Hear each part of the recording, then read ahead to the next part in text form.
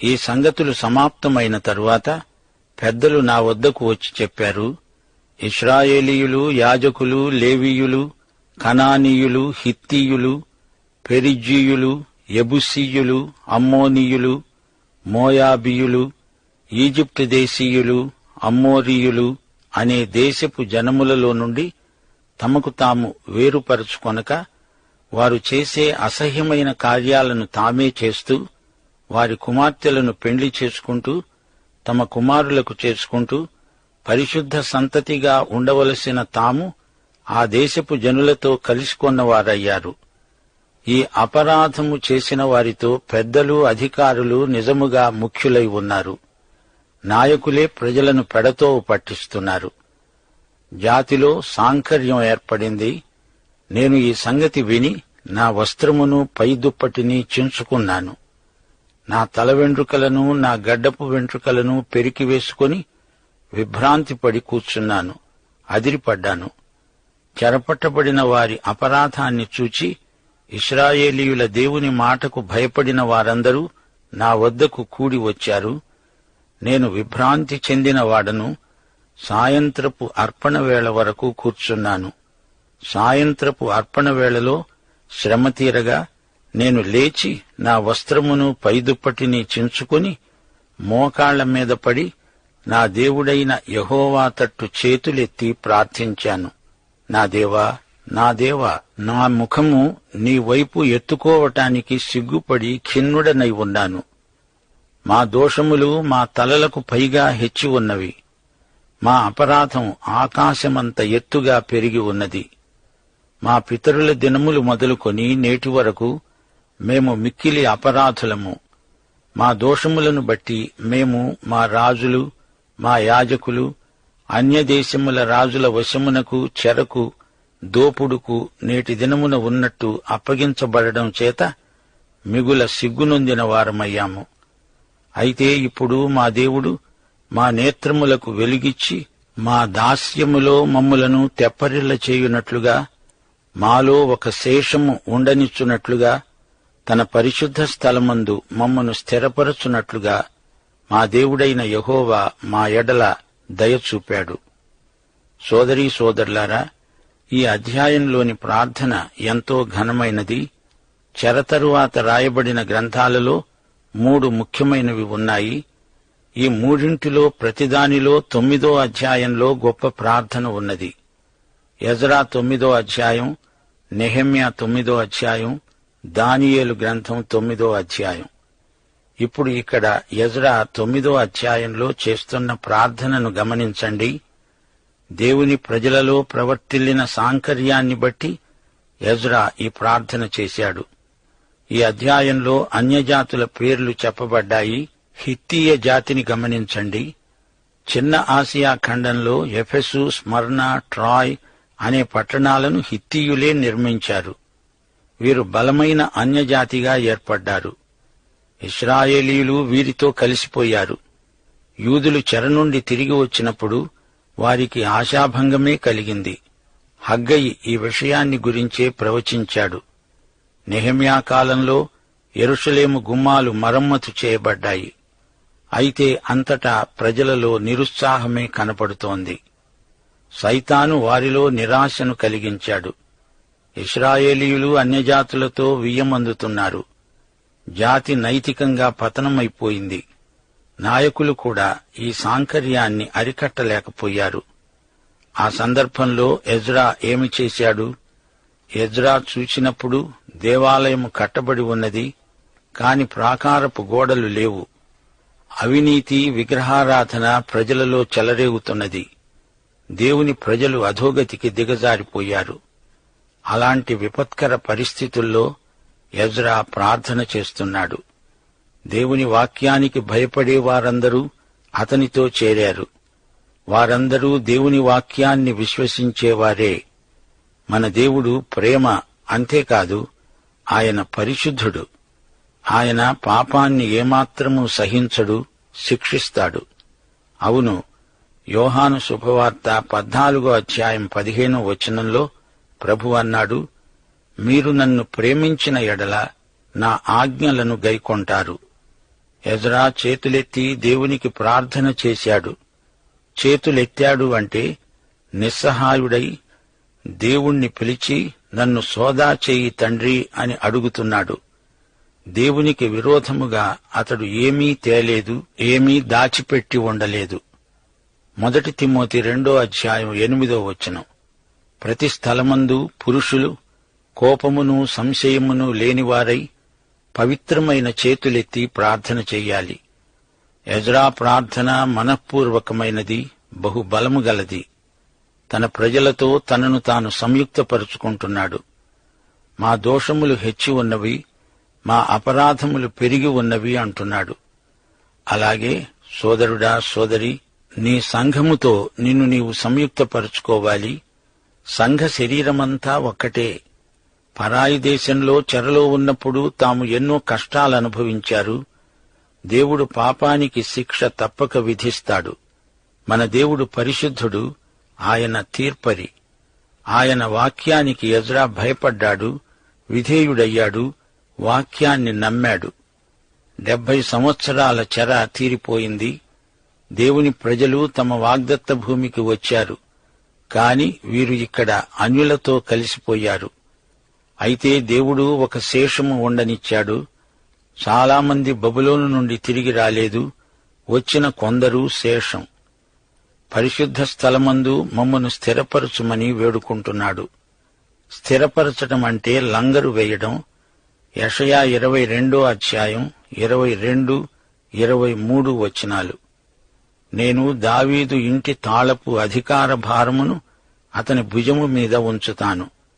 అతడు తీయగా ఎవడునూ మూయజాలడు, అతడు మూయగా ఎవడూ తీయజాలడు. దిట్టమైన చోట మేకు కొట్టినట్లు నేను అతణ్ణి స్థిరపరుస్తాను. అతడు తన పితరుల కుటుంబానికి మాన్యత గల సింహాసనముగా ఉంటాడు. మనకు పరలోకమందు శాశ్వత నివాస స్థానమున్నది.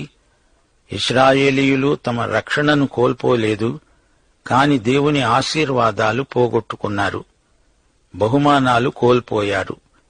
ఆ దేవుడు మా నేత్రములకు వెలుగిచ్చాడు, మా దాస్యములో మమ్మును కొంచెము తెప్పరిల్ల చేశాడు. తెప్పరిల్లడం అంటే ఉజ్జీవం. రోమాపత్రిక 14:9 తాను మృతులకును సజీవులకును ప్రభువై ఉండడానికి ఇందు నిమిత్తమే కదా క్రీస్తు చనిపోయి మరల బ్రతికాడు. ఉజ్జీవం అంటే పునరుత్థాన అనుభవం. ఎజ్రా కాలంలో గొప్ప ఉజ్జీవం వచ్చింది. 9 ఎజ్రా ప్రార్థిస్తున్నాడు, నిజముగా మేము దాసులమైనాము. అయితే మా దేవుడవైన నీవు మా దాస్యములో మమ్మలను విడువక పారసీక దేశపు రాజుల ఎదుట మాకు దయ కనపరచి, మేము తెప్పరిల్లునట్లుగా మా దేవుని మందిరాన్ని నిలిపి దాని పాడైన స్థలాలను తిరిగి బాగుచేయడానికి యూదాదేశమందు యెరూషలేము పట్టణమందు మాకు ఒక ఆశ్రయము ఇవ్వడానికి కృప చూపించావు. నిజముగా దేవుడు వీరి పట్ల ఎంతో కృప చూపాడు. వీరు తమ పాపాలు ఒప్పుకుంటున్నారు. మా దేవా, ఇంత కృపనొందిన తరువాత మేము ఏమి చెప్పగలము? నిజముగా ప్రవక్తలైన నీ దాసుల ద్వారా నీవిచ్చిన ఆజ్ఞలను అనుసరించకపోయాము కదా. వారన్నారు, మీరు స్వతంత్రించుకునే దేశము దాని నివాసుల అపవిత్రత చేతను వారు చేసే అసహ్యమైన వాటి చేతను ఆ దేశము నలుదిక్కుల నిండినది అయింది. కాబట్టి మీరు మీ కుమార్తెలను వారి కుమారులకు ఇయ్యకండి, వారి కుమార్తెలను మీ కుమారులకు చేసుకోకండి. వారికి క్షేమ భాగ్యములు కలగాలని మీరు ఎన్నటికినీ కోరకుండిన ఎడల మీరు బలముగా ఉండి ఆ దేశము యొక్క సుఖమును అనుభవించి మీ పిల్లలకు నిత్య స్వాస్థ్యముగా దానిని అప్పగిస్తారు. ప్రియశ్రోతలారా, వింటున్నారా? ఎజ్రా ఏమంటున్నాడు?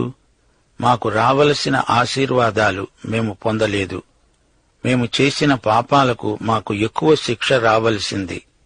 మా దుష్క్రియలను బట్టి, మా గొప్ప అపరాధములను బట్టి ఈ శ్రమలన్నీ మా మీదికి వచ్చిన తరువాత మా దేవుడవైన నీవు మా దోషములకు రావలసిన శిక్షలో కొంచెమే మా మీద ఉంచి మాకు ఈ విధముగా విడుదల కలుగచేయగా మేము నీ ఆజ్ఞలను మీరి ఈ అసహ్య కార్యములను జరిగించిన జనులతో సంబంధములు చేసుకున్న ఎడల మేము నాశనమయ్యే వరకు శేషమైనా లేకుండా తప్పించుకొనడానికి సాధనమైనా లేకుండా ఉండేటట్లు నీవు కోపపడతావు గదా. యెహోవా, ఇశ్రాయేలీయుల దేవా, నీవు నీతిమంతుడవై ఉన్నావు. అందువలననే నేటి దినమున ఉన్నట్లుగా మేము శేషించి నిలుస్తున్నాము. చిత్తగించు, మేము నీ సన్నిధిని అపరాధులము గనుక నీ సన్నిధిలో నిలవటానికి అర్హులము కాము. ఇది ఎజ్రా చేసిన ప్రార్థన. ప్రియ శ్రోతలారా, దేవుని కనికరము ఆయన బిడ్డలపై ఉన్నది. ప్రజలు పాపాలు ఒప్పుకోవాలి. యేసుక్రీస్తు మన పాపాలు క్షమించడానికి గొప్ప వెల చెల్లించాడు. దేవుని కృపచేత విశ్వాసము ద్వారా రక్షించబడిన మనలను ఆయన ఉజ్జీవపరుస్తాడు. శేషిత ప్రజల కోసమై ఎజ్రా ప్రార్థించాడు. ప్రియ సోదరీ సోదరులారా, వింటున్నారా? ఈ అధ్యాయంలో ఒక గొప్ప పరమసత్యం మన ఎదుట నిలుస్తున్నది. కటిక చీకటిలో ఉన్నవారికి ఆశాకిరణం కనిపిస్తున్నది. దేవుని ప్రజలు అనగా శేషిత జనాంగం దేవుని వైవాహిక నియమాలు పాటిస్తే ఎంత బాగుండేది. దేవుడు వారిని కృపతో యెరూషలేముకు రప్పించాడు. బబులోనులో వారిని క్రమశిక్షణలో ఉంచాడు. లోకంతో వీరు రాజీ పడకూడదు. యూదుల పతనావస్థను చూచి ఎజ్రా ఆశ్చర్యపోయాడు. ఎజ్రా ప్రార్థనలో ఎన్నో చిత్రపటాలు చూపబడ్డాయి. వారు పాపంలో మునిగిపోయారు. వారు మేకుకు వేలాడినట్లు కనపడుతున్నారు. పాపం వారి మీద దాడి చేసి దురాక్రమణ చేసింది. జాతి యావత్తూ ఈ విధంగా పాపంలో మునిగిపోతే వీరి మధ్య నుండి మెస్సియా ఎలా వస్తాడు?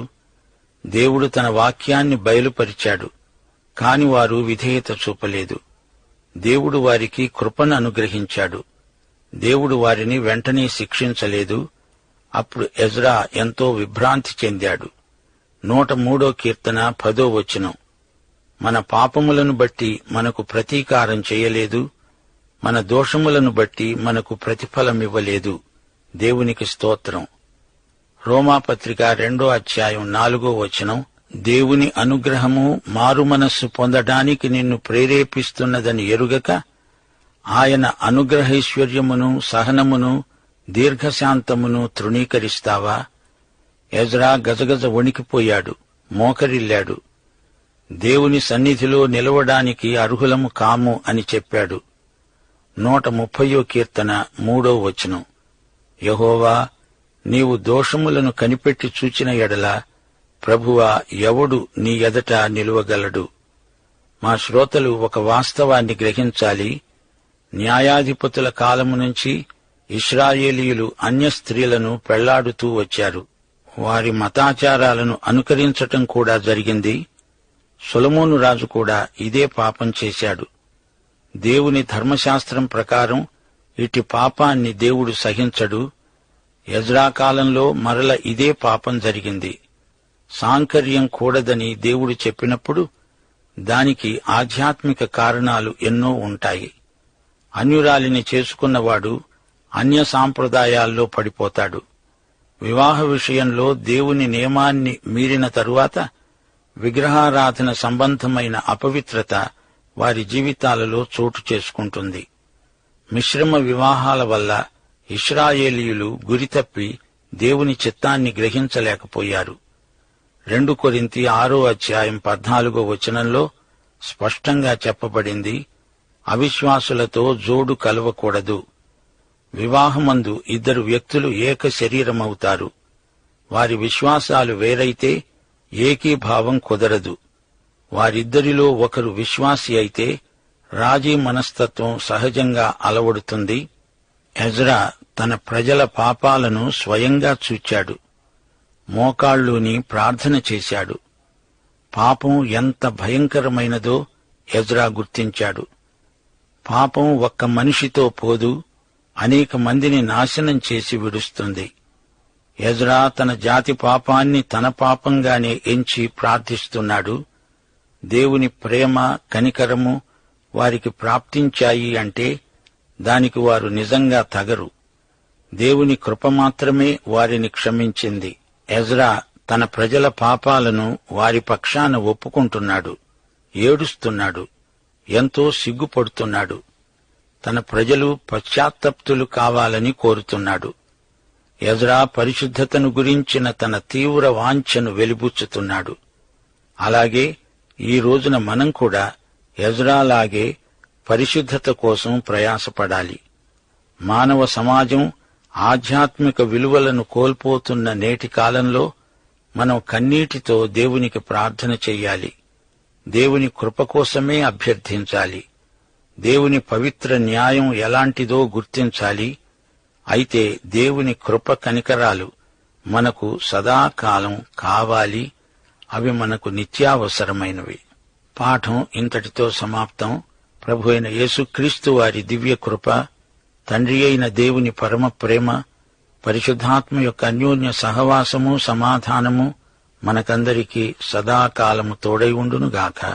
ఆమేన్. నేటి పాఠంలోని ముఖ్యాంశాలు: 1. యూదుల సాంఘిక సాంకర్యానికి కారణం నాయకుల ఉదాసీన వైఖరి. బలమైన నాయకత్వం లోపించినప్పుడు సామాన్య ప్రజలు దారి తప్పి తిరుగుతారు. 2. యేసుక్రీస్తు మన నాయకుడు. ఆయన మన బలహీనతలను ఎరిగినవాడు, సహానుభవము గలవాడు. నాయకులకు నాయకుడు యేసే. ఆయన మాదిరే మనము పాటించాలి. అప్పుడు సంఘాలకు తప్పక ఉజ్జీవం వస్తుంది. 3. ఎజ్రా ప్రార్థనలోని మనఃపూర్వకమైన తీవ్రత, దీన మనస్సు, ఉజ్జీవ వాంఛ మనకందరికీ అవశ్యం అనుసరణీయం. 4.